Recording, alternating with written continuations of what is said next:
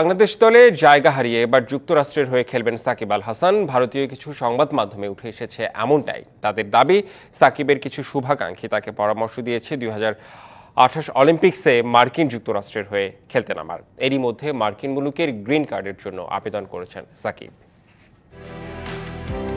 দেশের মাটিতে টেস্ট খেলে অবসর নিতে না পারলেও আশা ছিল চ্যাম্পিয়ন্স ট্রফিতে খেলে সাকিব তার জার্সিটা তুলে রাখবেন, কিন্তু শেষ পর্যন্ত সেই সুযোগটাও আর হয়নি। বাংলাদেশ যখন এই টুর্নামেন্ট নিয়ে ব্যস্ত, সাকিব শুধুই হয়তো টিভির পর্দায় খেলা দেখছেন।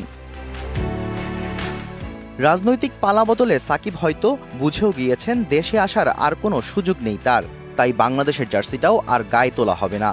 তবে এরই মধ্যে হঠাৎ শোনা যাচ্ছে সাকিব আবারও মাঠে ফিরবেন, তবে সেটি বাংলাদেশের হয়ে না, যুক্তরাষ্ট্রের জার্সিতে।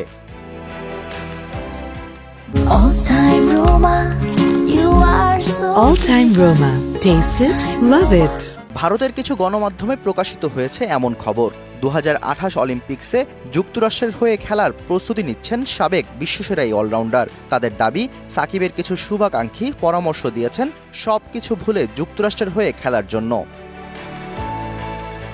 2028 অলিম্পিক্সে যেহেতু যুক্ত হবে ক্রিকেট, স্বাগতিক হিসাবে সেখানে খেলার সুযোগ হবে যুক্তরাষ্ট্রের, তাই সাকিবকে সেখানেই মনোযোগ দেওয়ার কথা জানিয়েছেন অনেকে। তবে শুধু প্রস্তুতি নিলেই হবে না, বোলিং অ্যাকশনটাও শুধরাতে হবে। অবৈধ বোলিং অ্যাকশনের দায়ে বোলার সাকিব এখন আইসিসি থেকে নিষিদ্ধ, তাই ফ্র্যাঞ্চাইজি লিগ সহ কোথাওই তিনি এখন বোলিং করতে পারছেন না। Shahriar Hossain, DBC news desk.